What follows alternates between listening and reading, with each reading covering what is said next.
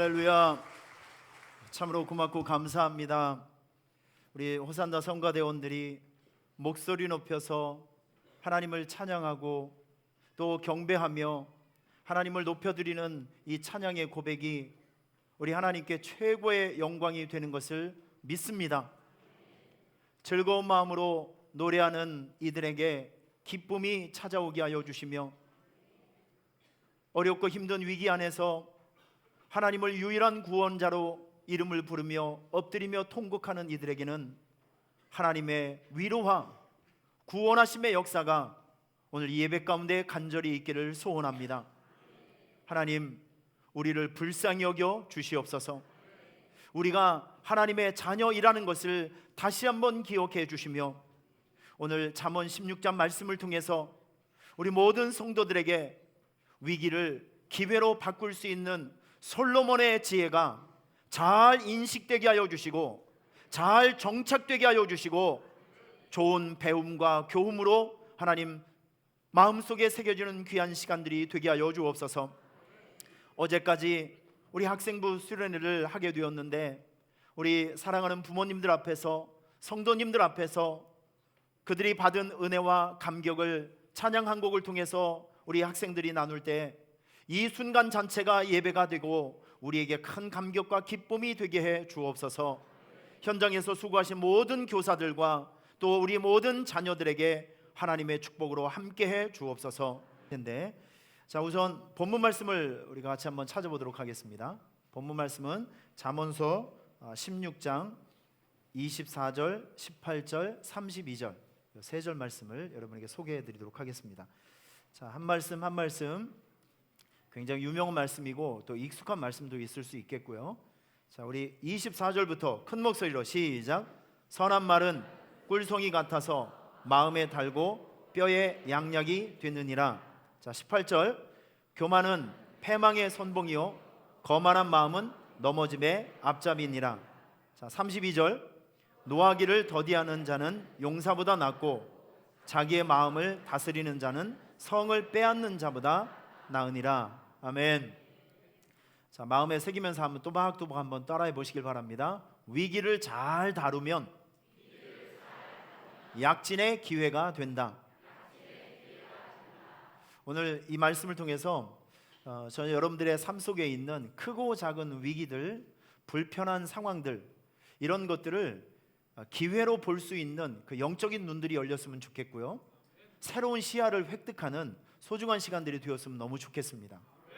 위기를 잘만 해석하고 잘만 다루면 여러분, 그 위기의 현장에서 새로운 출력이 나오고 새로운 축복의 길을 얻을 수 있다는 것입니다. 쿠쿠전자를 여러분 혹시 아십니까? 예, 아마 이게 전기밥솥을 대표하고 있는 회사이기 때문에 다 알고 계실 줄 생각이 돼요. 중국 분들이 한국을 여행을 하게 되면 꼭 사가는 것이 몇 개가 있는데, 화장품과 이 쿠쿠전자에서 나오는 요 밥솥, 요것이라고 합니다.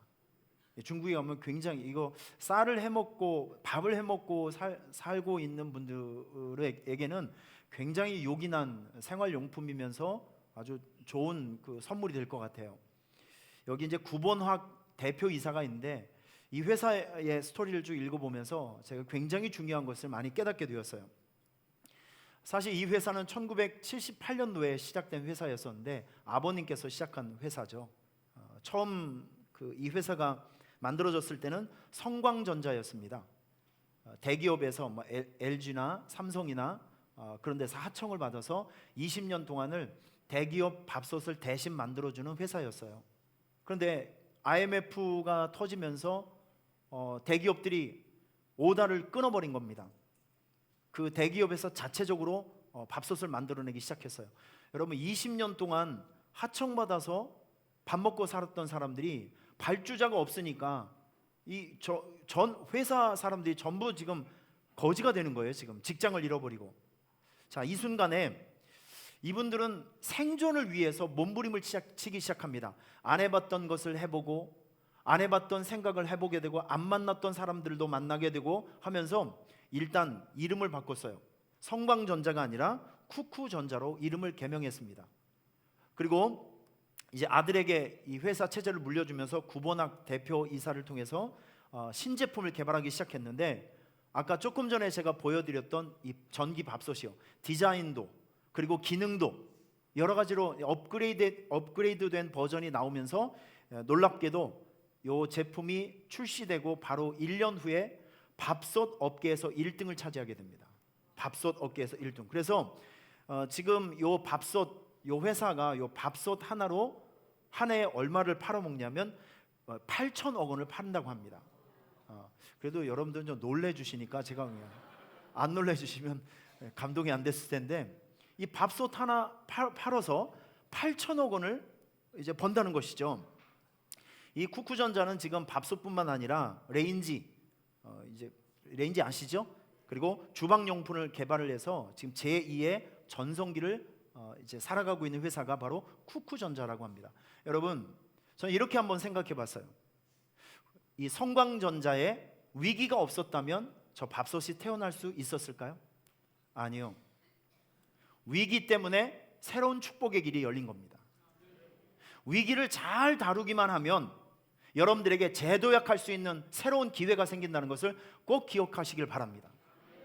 그러니까 여러분들에게 시시때때로 있는 위기, 어려움들은 저주가 아니라 축복의 통로라니까요.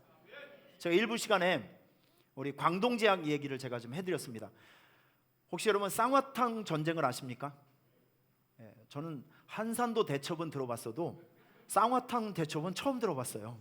명량해전은 들어봤는데 조선무약하고 광동제약에서 쌍화탕 한 병 가지고 8년 동안을 전쟁을 했습니다. 원가가 300원이었던 이 쌍화탕이 8년 동안 원가 전쟁을 하고 가격 전쟁을 하다 보니까 한 병에 130원까지 떨어졌습니다. 결국 광동제약의 쌍화탕이 이겼는데 상처뿐인 영광, 그 8년 동안의 전쟁 때문에 두 회사가 거의 망하게 된 것이죠. 여러분, 위기가 생겼습니다. 위기가 생겨서 그 위기를 탈출하기 위해서 몸부림치다 보니까 뭐가 태어났냐면 비타 500이 태어났습니다.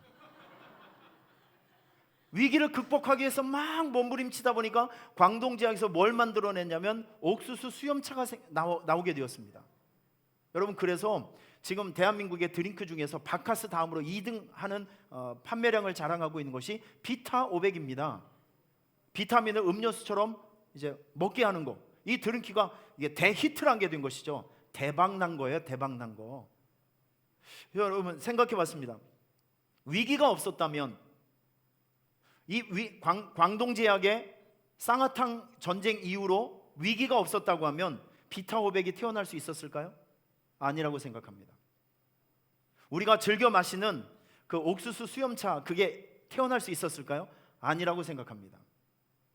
위기를 어떻게 재해석하고 어떻게 바라보느냐에 따라서 여러분의 인생 속에 획기적인 출력이 나올 수 있어요. 오늘 잠언서 16장을 통해서 전 여러분들에게 이런 노하우, 솔로몬의 지혜, 솔로몬의 노하우를, 위기를 기회로 보고 위기를 축복의 현장으로 바꾸어 줄 수 있는 그런 노하우를 저와 여러분이 함께 공유했으면 좋겠습니다. 자, 옆에 있는 사람 눈을 째려보시고, 두 명이 지금 깜빡깜빡 하시는 분이 있어요. 존말할 때 눈을 뜨시길 바랍니다. 자, 위기를 기회로 만듭시다. 서로 한번 인사하시길 바랍니다. 한번 따라해 보실래요? 말생마. 이거 이제 다 이제 가르쳐 드릴 거예요. 말생마, 요 세 가지 원리입니다. 자, 우선 이 위기적인 상황을 기회로 만들 수 있는 노하우, 지혜가 무엇이냐면 이겁니다.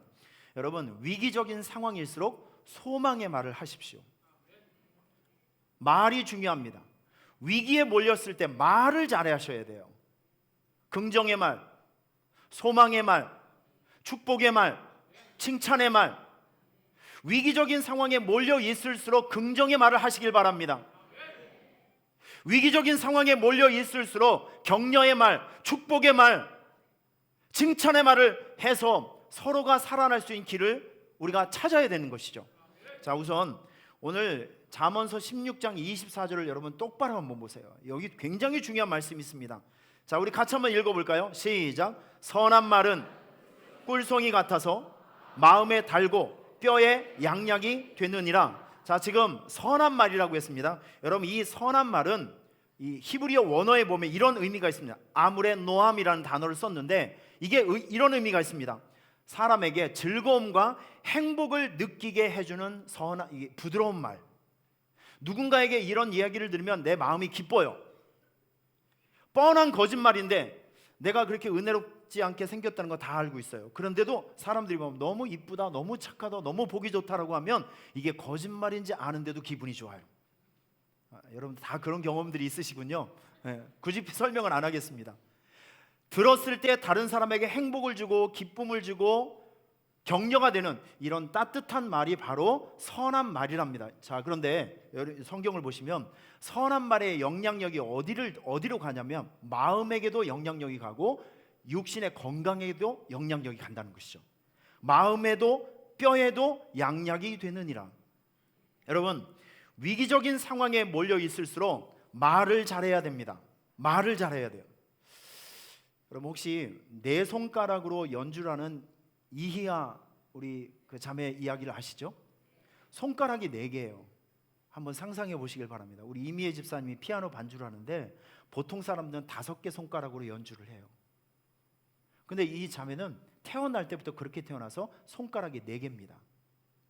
손가락이 4개인데 정말 믿을 수 없는 연주가 나와요.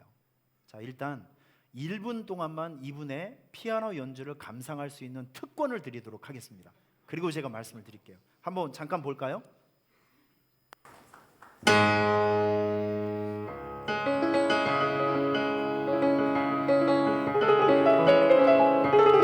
네 손가락으로 치는 겁니다. 네 손가락으로.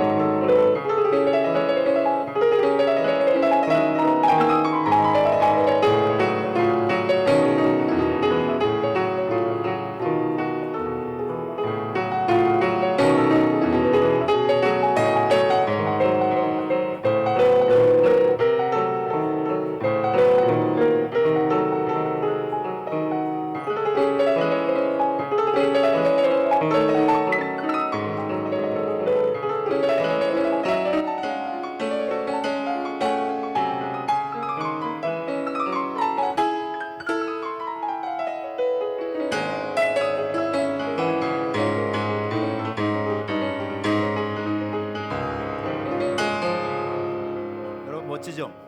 네. 자, 이 친구는 피아노를 배우지 않았다고 하면 평생 저주의식 속에 원망의식 속에 부모 원망하고 하나님 원망하다 그렇게 인생이 끝났을 사람이에요. 그런데 피아니스트가 되는 결정적인 계기가 뭔지 아십니까? 엄마의 말 때문에 그래요. 엄마가 어릴 적부터 얘 손을 이렇게 막 쓰다듬어 주면서 희아야 너는 손이 어쩌면 그렇게 예쁘니? 엄마보다도 더 예쁘고 어쩌면 손이 이렇게 예쁘니? 네가 피아노를 치면 다른 사람들에게 큰 행복을 줄 수 있을 것 같아 하면서 어린 아이에게 손이 이쁘다는 것을 자꾸 칭찬해 주면서 비전을 심어준 거예요. 이 아이가 그 축복의 말로 인해서 잠겨져 있는 이게 갇혀져 있는 의식 세계가 열리게 된 것이죠. 그래서 피아니스트가 된 겁니다. 말이요, 위기적인 상황에서 들려오는 축복의 말, 은혜로운 말, 격려의 말, 이게 나도 살 수 있고 그대도 살 수 있는 굉장히 중요한 의미가 있습니다. 여러분, 위기적인 상황 속에 있을 때 말을 잘하세요. 선한 말, 용기가 될 수 있는 말, 축복이 될 수 있는 말, 나도 살 수 있고 상대방도 살 수 있는 소망의 말을 늘 달고 다닐 수 있기를 바랍니다.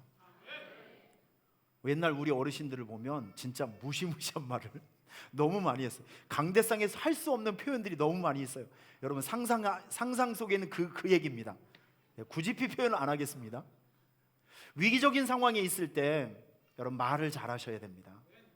혹시 여러분 석창후 화백을 아십니까? 저는 이거 설교를 준비하면서 저도 처음 알게 되었는데 수묵 크로키 화법 창시자라고 합니다. 이분은 이제 젊을 때 29살 때 감전사고를 당합니다. 3만 볼트. 그래서 이 팔이 끊어지고 발도 이제 사지가 막 다 터져 나간 거예요. 근데 이분이 지금 굉장히 한국을 대표하고 있는 이 크로키 그림을 그리는 화백인데, 이 크로키가 무슨 뜻이냐면 보통 이제 미술 작품을 이렇게 보면 굉장히 섬세하게 그림을 그리잖아요, 사실적으로. 그런데 이 크로키라는 화법이 무엇이냐면 선만 그립니다. 어떤 움직이는 동작을 딱 그 선만 순간적으로 딱 잡아서 빨리 그림을 그리는 기법이 바로 크로키 기법이라고 합니다. 제가 저분이 그렸던 그림 몇 장을 보여드릴게요. 이런 겁니다. 이런 거요. 어떤 움직이는 요 상황을 선으로 쫙 표현하는 거예요. 자, 다음. 자, 이런 것들이요. 이게 뭐 공들여서 며칠 그런 것이 아니라 순간적으로 그려내는 것들이거든요. 자, 다음 한 장면만 더. 자, 이런 것들 멋있죠? 굉장히 역동적이고. 그런데 이분에게 있어서 굉장히 획기적인 한 사건이 찾아왔습니다. 두 팔을 잃어버리고 힘들게 살아가고 있는 어느 날 아들이 찾아와서 얘기를 하는 거예요. 아빠, 저 하늘에 날아다니는 참새 한 마리 그려줘. 이게 아들의 부탁이었어요. 그때 자기를 생각해 봤습니다. 난 두 팔이 없는데 어떻게 그림을 그리지? 여러분, 그게 동기가 된 거예요. 그러면 팔이 없으면 이 의수에다가 연필을 끼우고 붓을 달아서 그림을 한번 그려볼까? 이게 첫 번째 시도였습니다. 그래서 참새 한 마리를 그려줬는데, 이때 중요한 거, 주변의 반응. 생전 처음 그림을 그린 사람이 참새를 그려봐야 얼마나 잘 그렸겠어요. 제가 봐선 참새가 아니라 뿅아리를 그렸을 것 같아요.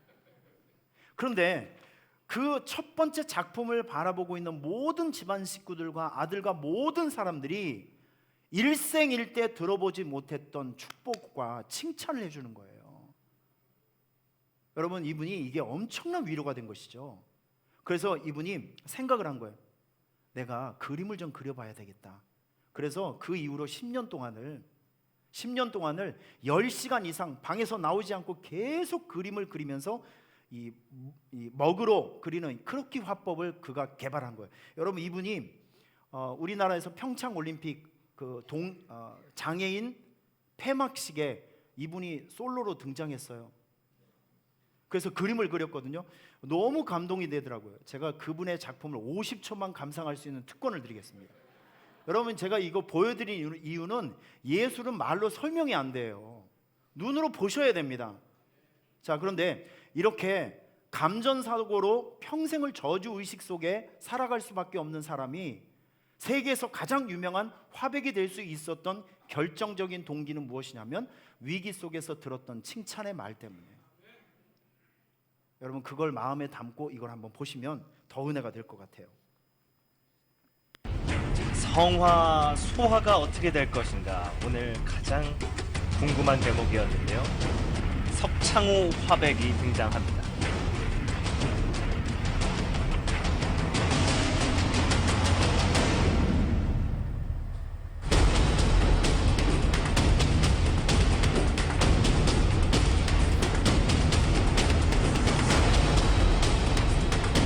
네, 의수 화가로 수묵 크로키의 대가인 석화백이 지금 하나된 열정이란 글씨를 써서 지금 성화대 밑에 날렸습니다. 자, 여러분 보세요. 어때요? 물어보면 대답 좀 하세요. 좀 좋으면 좋다, 별로면 별로다라고 대답을 좀 해주세요. 여러분, 감동스럽죠? 감동적이죠? 위기의 순간을 탈출하게 해주는 통로가 무엇이냐면 그 위기적인 상황 속에 들려왔던 그 칭찬과 격려의 말. 이게 우리에게 필요해요. 지금 여러분과 저는 끊임없이 위기가 찾아오며 끊임없이 힘든 상황들이 우리에게 찾아옵니다. 성난 파도와 같이 우리에게 덤벼들어요. 여러분, 이럴 때 말을 잘해야 되고 말을 잘 들어야 됩니다. 위기의 순간에 긍정의 말을 하십시오. 훈련하고 훈련하시길 바랍니다. 소망의 말을 하시길 바랍니다. 칭찬의 말을 하시길 바랍니다. 믿음의 말을 할 수 있길 바랍니다. 이 모든 심리학을 전공하든 상담학을 전공하고 있는 모든 교수님들이 이구동성으로 하는 말이 있어요. 여러분, 이거 귀를 기울이서 잘 들으셔야 됩니다. 우리 사람의 뇌는요, 말에 반응을 한대요. 어떤 말을 하면 뇌가 움직인다는 뜻입니다. 사람이 어떤 말을 들으면 뇌가 움직이고 운동을 하기 시작한대요. 특별히 사람의 뇌는 부정적인 말에 더 빨리 반응을 한다고 합니다. 그래서 여러 실험을 해봤어요. 부정적인 말, 못된 말, 상처가 되는 말, 이런 말을 많이 들었던 아이들을 이렇게 보니까 일단 행동이 난폭해지고 집중력이 떨어지고 뭔가 애들이 정상적인 애들보다 안 좋아져요. 어른들도 마찬가지였습니다. 어른들도 부정적인 언어에 자꾸 노출되고 막 욕먹고 안 좋은 소리 막 듣고 그러면 일단 작업 능률이 떨어집니다. 그리고 행동이 좀 불안하고 의사결정이 떨어지게 되는 거예요. 여러분, 여기서 우리가 한 가지 힌트를 얻어야 됩니다. 우리가 부정적인 언어에 자꾸 쇠뇌되고 안 좋은 소리를 듣게 되고 하면 여러분들의 내면이 고장나게 되어 있어요. 그러니까 우리는 이 말을 정말 잘해야 되는데 좋은 말을 하세요. 나도 살 수 있고 상대방도 살 수 있는 좋은 말을 하는 것을 훈련하셔야 된다는 것이죠. 믿습니까? 제가 이 말씀을 준비하면서 여러 가지 책을 한번 읽어봤는데 이 마음에 좀 도전이 되고 교훈이 되었던, 저 자신에게도 굉장히 유익함이 되었던 여러 가지가 있는데, 여러분, 우리 자녀를 키우는 우리 부모님들 한번 들어보세요. 자녀를 키우면서 자녀들에게 해서는 안 될 말들이 있더라고요. 자, 예를 들면 이런 겁니다. 아이들이 자존심에 상처가 되는 말, 대표적인 게 이런 겁니다. 네가 그러고도 남자니? 네가 그러고도 여자니? 이런 말을 들으면 자존심에 큰 상처가 생긴다는 것이죠. 여러분들은 난 안 하고 있어 라고 이렇게 뻔뻔하게 있으신데 잘 생각해 보세요. 우리가 일상에서 나올 수 있는 얘기들이에요. 그리고 쉽게 할 수 있는 거, 너 도대체 나이가 몇 살이야? 뭐 이런 거. 그리고 아이들에게 자꾸 주눅들게 하는 말이 있대요. 너는 해도 안 돼. 너 누굴 닮아서 그 모양이니? 어디서 친숙한 말이죠? 자율성을 해치는 말들이 있다고 합니다. 너 시키는 일이나 해. 내 말이 맞지? 항상 엄마 말이 맞아. 네가 뭘 안다고 아는 척을 하니? 이렇게 아이들을 면박하고 구박하게 되면 그 아이의 내면을 상처를 주고 이 아이가 건강하게 자라는데 굉장히 안 좋은 영향을 주는 말이라고 합니다. 여러분, 말을 잘하셔야 됩니다. 아이들을 키울 때든지. 그리고 이 부부관계에 있어도 마찬가지인 것 같아요. 여러분, 부부가 살면서 때에 따라서 의견이 충돌될 수도 있죠. 마음이 안 맞을 때도 있습니다. 자, 그런데 부부 사이에도 아무리 가까운 부부 사이라 할지라도 해서는 안 될 말이 있다는 것을 기억해 주시길 바랍니다. 예를 들면 이런 거예요. 비교하는 말. 특별히 우리 아내 되시는 여러분, 옆집 상민 아빠는 결혼 기념일 날 나에게 자동차를 선물해 줬는데 다이아 반지를 해준다고 하는데 당신은 나에게 뭐를 해줄 거야? 뭐 이런 내용의 이야기를 한다고 하면, 그리고 남자분들이 옆집 민서 엄마는 지금 벌써 나이가 꽤 됐는데도 옷을 지금까지 55 사이즈를 입는데 당신은 77이야 88이야 뭐 이런 얘기를 한다든지, 이러면 이거 심각한 거예요. 이거 비교하는 순간 관계는 깨집니다. 자, 그리고 우리가 정말 조심해야 될 건 무엇이냐면, 남자는 처갓집을 비판해서는 안 되고 아내 되신 분들은 시댁 식구를 비판하면 우주 전쟁이 벌어지게 됩니다.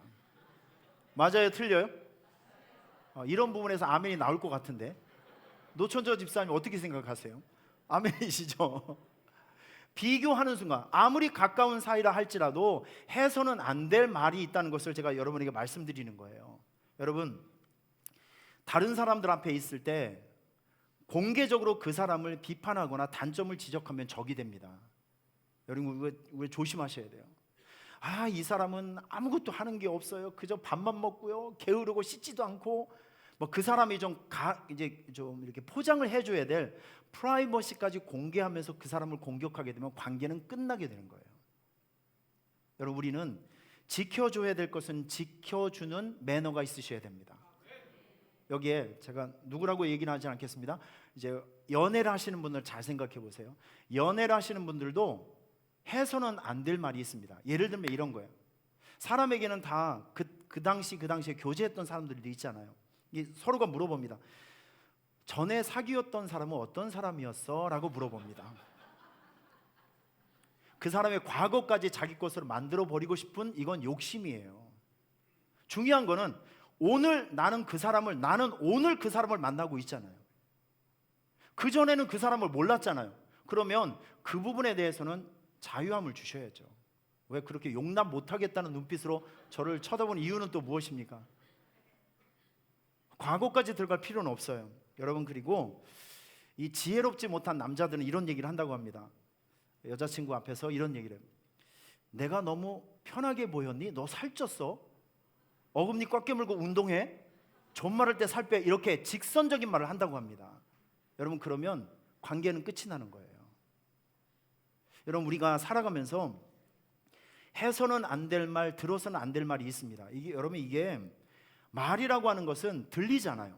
말은 사상이고 말은 철학이 있고 말 속에는 신앙도 있는 겁니다. 그 사람의 감정과 우리가 담아낼 수 있는 모든 정서가 말 속에 있는 것입니다. 그래서 말은 약이 될 수도 있고 독이 될 수도 있다는 것을 꼭 기억하셔야 됩니다. 여러분, 위기적인 상황에 있을 때 말을 잘 하셔야 됩니다. 어떤 말을 해야 될까요? 긍정의 말, 소망의 말, 격려의 말, 축복의 말. 이런 말은 하루아침에 나오는 것이 아니라 계속 훈련하셔야 됩니다. 자, 한번 따라하겠습니다. 옆에 있는 사람을 째려보시면서 번성하고 성장하라. 자, 계속 따라하세요. 이거 계속 따라하세요. 열리고 풀릴지어다. 번성하고 성장하라. 열리고 풀릴지어다. 자, 한 번 더 하겠습니다. 당신은 뭘 해도 잘 됩니다. 자, 다시 한번 쳐다보시고 계속 훈련하는 거예요. 당신은 이미 훌륭합니다. 어쩜 이렇게 예쁘세요? 어쩜 이렇게 멋있으세요? 당신은 거룩한 부자가 될 것입니다. 내 옆에 있어줘서 고마워요. 나는 당신이 자랑스럽습니다. 내가 보니까 여러분 이런 말은 절대 안 하실 분들이에요. 이렇게 어색해할 수 있을까요? 여러분, 우리가 살아가면서 결국 이런 말들은 우리를 살리고 다른 사람을 살리는 말이라니까요. 위기적인 상황이 있을 때 말을 잘하면 다 살 수 있어요. 의욕도 살아날 수 있고 기분도 살아날 수 있고 환경도 살아날 수 있다는 거예요. 여러분, 말은 사람을 죽일 수도 있고 살릴 수도 있는 강력한 파워가 있는 것이 인간의 언어라고 합니다. 여러분, 위기적인 상황이 있을 때 반드시 긍정의 말을 하십시오. 소망의 말을 하시길 바랍니다. 여러분, 얼마나 좋아요. 만날 때마다 너는 뭘 해도 망할 놈이야. 여러분, 이런 것이 아니라 번성하고 성장할지어다. 열리고 풀릴지어다. 우리 자매님, 집사님은 뭘 해도 잘 되게 돼 있어요. 너무 멋쟁이. 할렐루야. 손을 댄 일마다 형통할지어다. 하여튼 입을 달고 다니시라니까요. 저는 목회를 하면서 가장 중요한 순간, 의미 있는 시간이 무엇이냐면, 여러분, 목사는 하나님과 성도 중간에 있는 중매쟁이잖아요. 예, 중매쟁이요. 이 영적 제사장이 그런 거잖아요. 성도들의 아픔을 하나님께 대신 알려주는 중매쟁이잖아요. 제가 목회하면서 가장 중요하게 생각하는 것은, 설교도 중요하고 모든 것도 다 중요하지만 성도들을 위해서 기도해 주는 시간, 축복 기도해 주는 시간을 저는 굉장히 중요하게 생각합니다. 여러분, 성도들은 목사의 축복 기도를 받아야 됩니다. 할렐루야. 축복 기도를 자꾸 받고 좋은 말을 자꾸 듣고 그래야 우리의 삶이 변화가 생기는 거예요. 여러분, 위기 순간에 말을 잘하시길 바랍니다. 자, 두 번째, 생각을 바꾸셔야 돼요. 위기적인 순간이 있을 때 생각을 바꾸셔야 돼요. 이게 어떤 의미냐면, 제가 한번 물어보겠습니다. 위기가 꼭 나쁜 것일까요? 물어보면 대답을 하는 역사가 있을지어다. 위기가 다 나쁜 것일까요? 고난이 다 나쁜 것일까요? 실패가 다 나쁜 것일까요? 자, 오늘 본문을 보면 교만은 패망의 선봉이고 거만한 마음은 넘어짐의 앞잡이다라는 말이 있어요. 교만한 사람, 거만한 사람은 오래 못 간다, 실패한다, 넘어진다, 잘못된다 라는 교훈의 말씀이죠. 교만과 거만은 나쁜 것, 아픈 것, 좋지 않는 것이지만, 여러분, 이 말씀에서 우리가 교훈받을 수 있는 것은 무엇이냐면, 이 교만한 것 때문에, 그리고 거만한 것 때문에, 교만한 것 때문에 사람은 얼마든지 안 좋은 일을 당할 수 있다라고 하는 교훈을 얻게 되는 것입니다. 나쁜 것은 우리에게 교훈이 될 수 있어요. 아픈 것이 우리에게 교훈이 될 수 있다는 것이죠. 자, 이런 의미에서 저는 이 말씀 한번 풀어볼게요. 우리가 생각할 때 위기적인 상황이 다 나쁜 것이다. 그리고 내가 실패한 것이 다 나쁜 것이다. 나는 빨리 가야 되는데 내가 지금 여기에 스테이하고 있는 거, 멈춘 것, 스탑하고 있는 거, 이건 나에게는 저주의 시간이다. 여러분 이렇게 생각하시면 배울 것이 아무것도 없다니까요. 생각을 바꾸시길 바랍니다.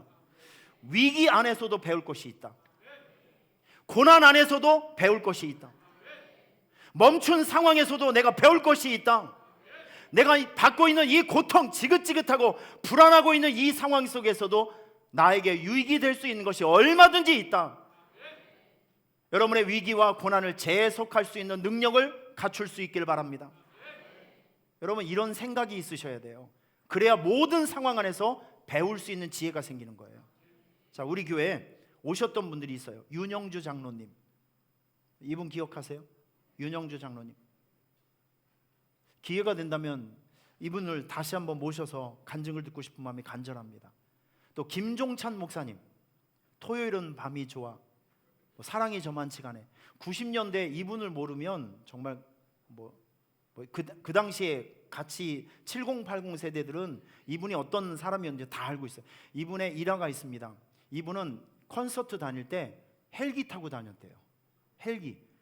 한참 잘 나갈 때는 집이 120평밖에 되지 않습니다. 혼자 사는데 120평에 살았대요. 그 정도로 인기가 있었던 사람인데, 자, 이 두 분의 공통점이 있습니다. 첫째는 남자이고, 두 번째는 인기 가수였고 돈도 좀 많이 벌고. 근데 이 두 사람은 전부 다 감옥을 갔습니다. 한 사람은 마약 때문에 갔고, 한 사람은 사업을 하다가 사기죄로 감옥에 들어갔죠. 그런데 두 사람의 공통점이 있어요. 감옥에서 예수님을 만나서 한 사람은 찬양 사역자가 되었고, 한 사람은 목사님이 되셨습니다. 자, 여러분 물어볼게요. 고난과 감옥이 저주였습니까? 아니죠. 오히려 인생을 터닝할 수 있는 축복의 시간들이었잖아요. 저는 오늘 여러분들에게 또 이렇게 좀 말씀드리고 싶어요. 위기가 생겼습니까? 멈춤의 시간이 생겼습니까? 예상할 수 없었던 힘들고 어려운 순간에 지금 살아가고 있으며 그런 순간들이 다가오고 있다면, 지금 그런 순간에 살아가고 있다면 여러분 이렇게 생각하세요. 아, 이거 하나님께서 나를 좀 돌아보는 시간으로 주셨구나. 내가 이 순간을 잘 지나고 나면 뭔가 얻어지는 것이 있겠구나. 내가 이 순간을 통해서도 얼마든지 내가 못 봤던 것을 볼 수 있는 기회가 되는 것이구나. 여러분 이렇게 한번 생각을 하시게 되면, 다시 말해서 발상전환, 생각 전환을 하게 되면 전혀 다른 세계를 볼 수 있다니까요. 이건 굉장히 유명한 이야기이기 때문에 여러분들도 몇 번 들었던 말씀이라고 생각이 됩니다. 일본의 91년도에 아모리현에서 큰 태풍이 일어났다고 합니다. 사과 다 떨어졌어요. 10분의 9가 떨어졌어요. 10분의 1만 남았습니다. 그런데 이 사과 농사를 하는 농부 아저씨가 기가 막힌 생각을 해서 오히려 수확이 많았을 때보다도 10분의 1만 가지고서 부자가 됐어요. 이게 어떤 지혜가 있었냐면, 이분이 사과나무를 다 보면서 이렇게 생각을 한 거예요. 다른 사과는 다 떨어졌는데 저 사과는 안 떨어졌어요. 여러분 이거를 여기 보면 한문을 읽을 수 있는 사람 한번 읽어보실래요? 합격 사과라는 브랜드를 만들어 놓은 거예요. 그래서 이거를 어디다 팔았냐면, 시험을 준비하고 있는 고3 학생들 엿을 주는 것이 아니라 합격 사과를 주고, 취업을 준비하는 사람에게 선물 세트로 합격 사과를 이제 판매를 한 겁니다. 보통 사과의 10배, 20배 가격으로. 대박 났습니다. 다 팔렸어요. 여러분 이게 저걸 먹으면 시험에 절대 떨어지지 않는다. 저걸 먹으면 절대 취업에 떨어지지 않는다. 그러면 기왕이면 저 합격 사과를 먹지 않겠습니까? 그리고 이게 병원에서 그렇게 많이 팔렸대요. 이 태풍에서도 죽지 않는 생존력이 강한 그 사과. 그래서 이거 건강 사과라는 브랜드를 만들어 갖고 이 병원에 이제 공급하기 시작했는데 없어서 못 팔 정도로. 자, 여러분 보세요. 한 사람은 태풍에서 난 망했다라고 두 손 놓고 있을 때, 한 사람은 발상을 전환했습니다. 그랬더니 그 안에서 새로운 축복이 나오는 거예요. 할렐루야. 저 여러분들께서 이런 좀 그 생각들, 이런 사고의 전환들이 있었으면 너무 좋겠습니다. 여러분, 우리에게 다가오는 어려움, 이 위기적인 순간은 다 나쁜 게 아니에요. 광야 생활의 40년 기간을 통해서 하나님은 이스라엘 백성들 영성 훈련을 하는 것입니다. 400년 동안 넘게 이방신을 섬기고 우상을 섬겼던 이스라엘 백성들을, 그 사람들을 광야라는 특수 환경에 딱 집어넣어서 너는 나만 바라봐야 돼, 너는 나만 예배해야 돼, 하나님 아버지가 주는 것만 먹어야 돼 라고 하면서 하나님 바라보고 하나님 예배하면서 완전히 신앙 세탁을 하고 하나님의 자녀로 살 수 있는 신앙적인 틀을 만든 다음에 가나안으로 보내는 것이죠. 여러분, 마찬가지입니다. 여러분 인생을 살다 보면 힘든 일, 어려운 일 때문에 물론 불편하고 잃는 것이 있겠죠. 그런데 불편하고 잃는 것만 있는 것이 아니라 얻는 것이 있다는 것을 기억하시길 바랍니다. 지난주에 우리 성가대원들하고 산성교회를 다녀왔어요. 사진을 보시면 산성교회를 다녀왔는데 정말 너무 큰 감격이었습니다. 너무 큰 감동이었고 너무 큰 감사였어요. 그 현장에 있었던 분들은 다 경험하셨겠지만 우리 성가대원들 거의 한 50여 명 정도가 주일날 오후 예배를 마치고 산성교회를 갔습니다. 간 이유는 그렇습니다. 저 교회가 정말 어려운 상황이 있어요. 너무너무 어려운 상황이 있어요. 잘못하면 교회가 문을 닫을 수 있는 형편이고 상황입니다. 여러분, 그 현장에서 우리는 친구가 되어줬어요. 가족이 되어줬어요. 우는 자와 함께 울어주고 웃는 자와 함께 웃어주기 위해서 우리는 힘들고 어려운 현장에 우리 같이 서서 찬양을 해줬습니다. 뒤에서 우리 김 목사님, 후배 목사님이 제가 잠깐 대화를 했는데 제가 이런 얘기를 했습니다. 목사님, 지금 어렵고 힘든 것 때문에 거기에 너무 마음은 뺏기면 안 되고 이 순간에서도 얻는 게 있고 배우는 게 있다. 여러분, 전 우리 교회 목회를 하면서 선교 사역을 통해 경험하는 것 중에 무엇이냐면 힘들고 어려운 상황 속에 들어가면 뭐가 있냐면요, 간증이 나와요. 체험이 생겨요. 제가 이런 걸 얘기를 해줬습니다. 김 목사님, 지금 이 순간이 죽을 것 같은 힘들고 어려운 일이 있겠지만 지금 성공의 내공이 쌓이고 있는 순간이다. 맞아요? 틀려요? 눈물 젖은 시간이 있고 눈물 젖은 빵이 있어야 영광이 있고 부흥이 올 거 아니겠습니까? 그 상황을 어떻게든지 견뎌내고 딛고 일어나고 승리하고, 여러분, 이런 몸부림 속에서 교회 부흥과 성장이 찾아오는 것이지 뭐 아무것도 안 하는데 그런 게 어떻게 찾아옵니까? 자, 그리고 제가 또 한 가지를 얘기를 했습니다. 목사님, 우리 호산나 성가대가 찬양하는 거 잘 봐라. 이걸 가슴에 담아둬라. 이 찬양을 가슴에 담아주고, 그리고 목사님도 꿈을 가져라. 우리 교회도 우리 교회가 성장해서 이제 가난하고 힘든 교회가 있을 때 나도 오산수총교회 호산나 성가대처럼 힘들고 어려운 교회 찾아다니면서 찬양 선교를 해주고 우리의 축복을 나누어 줄 수 있는 그런 목회적인 비전과 꿈을 가졌으면 좋겠다. 제가 그렇게 얘기해 줬습니다. 여러분, 힘들고 어려운 상황에서도 배울 수 있는 게 있어요. 생각을 바꾸시길 바랍니다. 혈루병 여인에게 그 간절함, 내가 예수님을 만나야만 하는 간절한 이유가 있었기 때문에 그가 예수님께 달려간 거예요. 여러분, 지금 우리 교회에서, 우리 교회가 동탄의 한 대로변에 있고, 여기 그 주다산 교회라고 있습니다. 동탄에. 여기 삼성 무슨 병원이죠? 거기가요? 예, 거기에 본병원. 와, 저는 그 본병원을 볼 때마다 하나님, 우리 교회하고 위치를 좀 바꿔주면 안 될까요? 뭐 그런 생각을 해요. 그 아파트 그 중심지가 엄청 좋잖아요. 전 이런 생각을 해봅니다. 우리 교회가 그렇게 대로변에 가만히 있어도 사람들이 막 올 수 있는 상황이면 지금처럼 간절한 예배가 나올까? 지금처럼 간절한 몸부림이 나올까? 전 솔직히 자신 없어요. 이렇게 열악하고 어려운 상황이니까 살아보려고 막 몸부림치는 거 아니겠어요? 우리끼리니까 솔직하게 얘기해 보자고요. 김광욱 전에 맞아요, 틀려요? 맞죠? 이렇게 열악한 상황이다 보니까 이걸 어떻게 한번 극복해 가려고 막 노력하고 안 되는 거 해보기도 하고 뭐 전도도 해보고 선교 그러는 거 아니겠어요? 여러분, 그 간절함이 축복이에요. 위기적인 상황에 있을 때 이거를 그 위기적인 상황에서 극복하기 위해서 몸부림치는 거, 이렇게 살아갈 수밖에 없는 거, 에너지, 여러분 이 자체가 축복이라니까요. 고난 속에서도, 위기 속에서도, 시련 속에서도 배울 것은 있다. 여러분 이런 생각을 가지셔야 됩니다. 고난이 저주가 아닙니다. 실패가 저주가 아닙니다. 질병이 저주가 아닙니다. 믿습니까? 하나님은 그런 순간을 통해서 여러분에게 새로운 시야를 갖게 해주신다는 거예요. 생각을 바꾸시길 바랍니다. 말을 잘하고 생각을 잘하고. 자, 한 가지만 더 말씀드리겠습니다.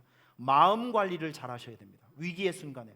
자, 우리 32절 말씀 시작. 노하기를 더디하는 자는 용사보다 낫고 자기의 마음을 다스리는 자는 성을 빼앗는 자보다 낫다라고 이야기하고 있습니다. 제일 중요한 것은요, 위기의 순간에 여러분 정말 마음 관리를 잘 하시고 감정 관리를 잘 하시고 눈에 보이지 않는 영성 관리를 정말 잘 해주셔야 됩니다. 모든 파도 같은 상황이라 할지라도 마음만 지킬 수 있으면, 생각만 지킬 수 있으면, 여러분의 의지만 지킬 수 있으면 상황은 얼마든지 역전시킬 수 있습니다. 저는 여러분들께서 이런 마음이 좀 있었으면 좋겠습니다. 막 위기적인 상황이 있을 때, 자, 눈을 뜨세요. 여러분 눈을 뜨시길 바랍니다. 좋은 말 할 때 눈을 뜨시길 바랍니다. 네? 눈을 뜨시고 위기적인 상황이 있을 때 이런 생각을 가지셔야 돼요. 어떤 생각이냐면 나는 혼자다, 나는 버림받았다, 이런 고아의식, 이런 의식을 가지고 있는 것이 아니라 나에게는 아빠가 있다. 고아의식이 아니라 자녀의식이 있어야 돼요. 나는 이 상황에서 쫄딱 망한다 라고 하는 패배의식이 아니라 나는 아버지의 도움으로 이길 수 있다, 이긴다라는 승리의식이 있어야 된다고요. 하나님이 나를 버렸으니까 나는 저주받았다라는 저주의식이 아니라 나는 딛고 일어선다, 새로운 차원으로 내 삶은 변화되는 축복의식이 있어야 된다고요. 마음을 잘 지키셔야 됩니다. 오늘 전 여러분들에게 이런 말씀을 좀 드리고 싶어요. 한번 따라하겠습니다. 누가 뭐래도 하나님은 내 편이시다. 다시 한번요. 누가 뭐래도 하나님은 내 편이시다. 누가 뭐래도 내가 이긴다. 여러분 마음 관리를 이렇게 잘 해주셔야 된다니까요. 이 마음 관리, 감정 관리, 믿음 관리의 달인이 누군지 아세요? 다윗입니다. 이 참 다윗을 연구해 보면 참 기가 막힙니다. 그 어린 다윗이 골리앗과 싸움을 할 때 그 논리를 한번 들어보세요. 내가 이길 수 있다는 거예요. 뭐 때문에?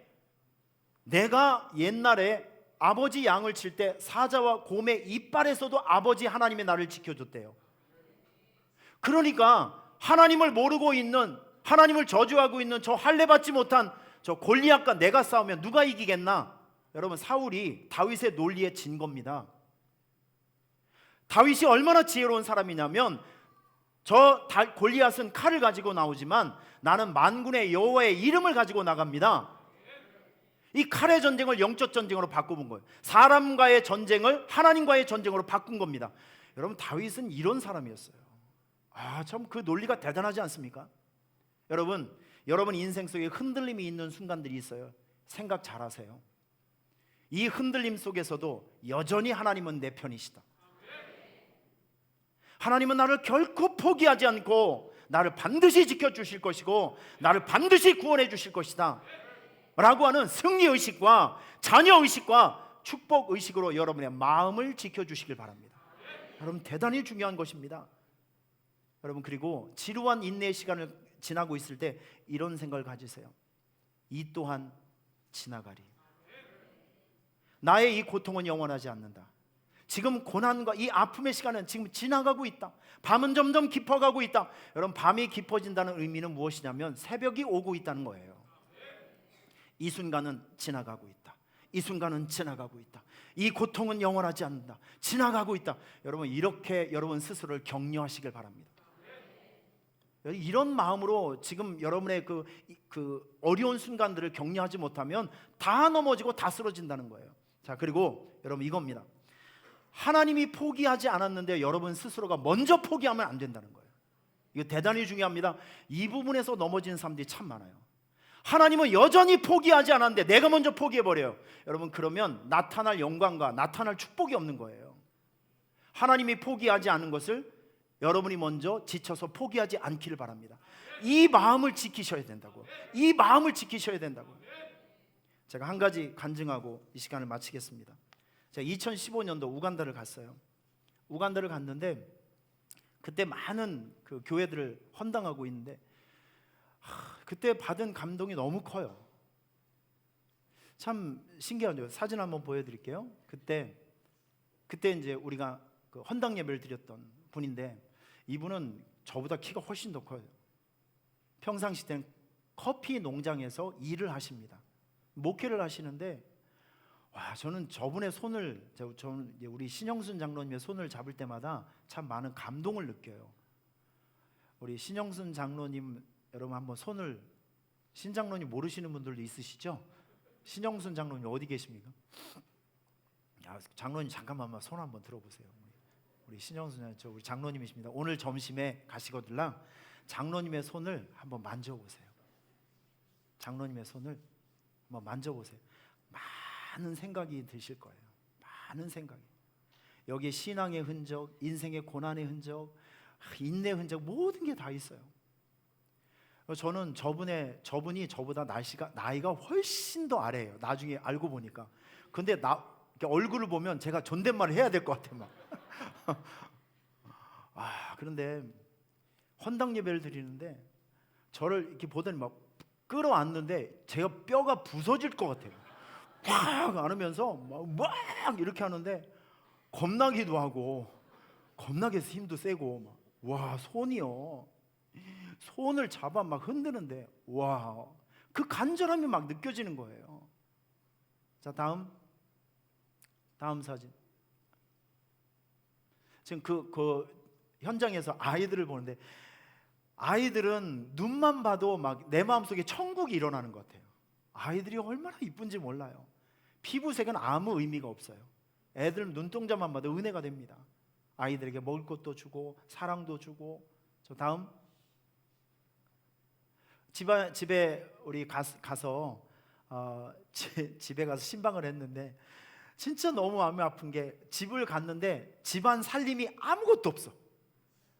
집안 살림이 아무것도 없어요. 그냥 저기 있는 식탁이 하나가 전부 다예요. 아, 진짜 가방에 있는 모든 것을 다 꺼내놓고 애들에게 초콜릿도 주고 뭣도 주고 막 그렇게 합니다. 그런데 여러분, 그런 마음이 있잖아요. 다 주고 왔는데 왜 이렇게 내가 미안해? 다 주고 돌아서는데 왜 이렇게 미안해요? 아, 이게 괴로울 정도예요. 아주 다 줬는데 너무 미안해. 여러분, 그날 밤 하나님께서 저에게 뭐라고 얘기했냐면 모든 것을 다 주었는데도 미안해하는 마음이 내 마음이야 라고 얘기를 해주시더라고요.